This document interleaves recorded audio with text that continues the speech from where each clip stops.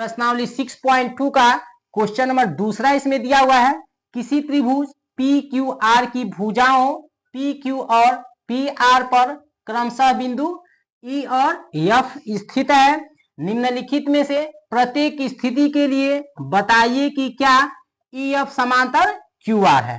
ठीक है, यानी इस क्वेश्चन के कहने का अर्थ यह है कि इसमें एक त्रिभुज है पी क्यू आर, ठीक है, जिसमें पी और क्यू यह जो भुजा है इस पे एक बिंदु ई स्थित है और एक पी और आर यह जो भुजा है इस पे एक बिंदु एफ स्थित है। ठीक है, और बिंदु ई और बिंदु एफ से एक रेखा खींचा जाता है। ठीक है, और इसी रेखा को हमको क्या प्रूफ करना है कि यह ई एफ यह जो रेखा है वह क्यू आर के समांतर है या नहीं है। ठीक है, जिसमें से क्या दिया है, पी और क्यू का मान 1.28 सेमी दिया है और पी और ई का मान कितना दिया है 0.18 सेमी दिया है और पी और आर का मान कितना दिया है 2.56 सेमी दिया है और पी और एफ का मान कितना दिया है 0.36 सेमी दिया है। ठीक है, तो हम लोग को क्या करना है, यानी प्रूफ करना है कि ई एफ यह जो रेखा है वह क्यू आर के समांतर है या नहीं है। ठीक है, तो चलिए हम लोग क्या करते हैं, इसको सिद्ध करते हैं। इसके लिए सबसे पहले हम लोग क्या लिखेंगे, यहाँ पे हल लिखेंगे। ठीक है, और हल लिखने के बाद से यहाँ पे क्या लिखेंगे, दिया है, क्या लिखेंगे इसमें, दिया है, क्या क्या दिया हुआ है, यानी पी क्यू बराबर कितना दिया है, पी क्यू बराबर यानी 1.28 सेमी दिया हुआ है। ठीक है, और पीई बराबर कितना दिया है, यानी पीई बराबर 0.18 सेमी दिया हुआ है। ठीक है, अब हम क्या करते हैं, इसमें ई क्यू का मान ज्ञात कर लेते हैं। तो ई क्यू बराबर क्या हो जाएगा, ई क्यू बराबर यानी पी क्यू का यह जो मान दिया हुआ है, यानी पी क्यू में से किसको घटा देंगे, पीई को जब घटा देंगे तो हमारा ई क्यू का मान का पता चल जाएगा, यानी ई क्यू हमको ज्ञात हो जाएगा। ठीक है, तो पी क्यू का मान कितना दिया है 1.28 सेमी दिया हुआ है, लिख देंगे माइनस, अब इसके बाद देखिए पीई बराबर कितना दिया है 0.18 सेमी दिया हुआ है। ठीक है, अब देखिए इसको घटाएंगे 1.28 में से, यानी 0.18 को घटाएंगे तो कितना हो जाएगा, यानी 8 में से 8 जाएगा 0 हो जाएगा, 2 में से 1 जाएगा 1 हो जाएगा, दशमलव है दशमलव रख देंगे और 1 में से 0 घटाएंगे 1 हो जाएगा। मतलब ई क्यू बराबर हमको कितना प्राप्त हो गया 1.10 सेमी प्राप्त हो गया। ठीक है, अब इसके बाद देखिए यहाँ पे लिख देंगे 1.10 सेमी।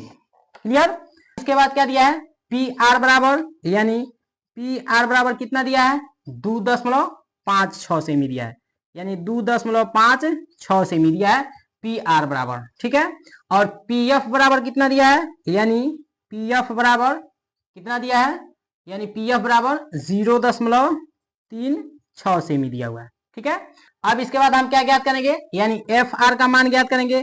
तो एफ आर का मान ज्ञात करेंगे तो क्या हो जाएगा, एफ आर का मान ज्ञात करने के लिए यानी पी आर माइनस क्या लिखेंगे, यानी पी एफ लिख देंगे। अब देखिए पी आर का मान कितना दिया है, यानी 2.56 सेमी दिया है, लिख देंगे माइनस, और पी एफ बराबर कितना दिया है 0.36 सेमी दिया हुआ है, लिख देंगे इसमें। ठीक है, अब देखिए इसको घटा लेते हैं, 6 में से 6 जाएगा 0 हो जाएगा, 5 में से 3 जाएगा 2 हो जाएगा, दशमलव है दशमलव रख देंगे और 2 में से 0 घटाएंगे तो 2 ही होगा, यानी यहाँ पे क्या हो जाएगा, एफ आर बराबर हमको कितना प्राप्त हो गया, एफ आर बराबर यानी 2.20 सेमी प्राप्त हो गया। क्लियर, अब इसके बाद यहाँ पे क्या लिखेंगे, अब प्रश्नानुसार, क्या लिखेंगे इसमें, अब प्रश्नानुसार। ठीक है, तो प्रश्नानुसार क्या हो जाएगा, यानी पीई बटे, ठीक है, पीई बटे क्या हो जाएगा ई क्यू हो जाएगा। क्लियर, अब देखिए पीई का मान कितना दिया है 0.18 सेमी दिया, लिख देंगे, और ई क्यू का मान कितना दिया है 1.1, इसको लिख सकते हैं। ठीक है, अब देखिए 2 अंक के बाद दशमलव है तो दशमलव हटाने के लिए क्या करेंगे, यानी इसमें 100 से भाग दे देंगे। क्लियर, अब देखिए यहाँ पे क्या हो जाएगा, यहाँ पे 1 अंक के बाद दशमलव है तो इसीलिए इसमें क्या करेंगे, यानी नीचे 10 से इसमें भाग दे देंगे। ठीक है, ये दशमलव हमारा हट जाएगा।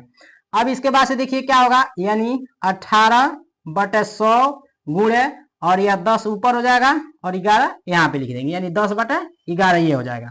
अब देखिए 10 दाम में 100 हो जाएगा, यानी यहाँ पे हमको कितना प्राप्त हो गया 18/, और 10 का 11 में गुणा करेंगे, 11 दाम में 110, यानी क्या हो जाएगा, यहाँ पे लिख सकते हैं पीई बटे, ठीक है, ई क्यू बराबर कितना प्राप्त हो गया, 18 बटे 110 प्राप्त हो गया। क्लियर, यानी इस भुजा का जो अनुपात है वह कितना हो गया, 18 बटे 110 प्राप्त हो गया।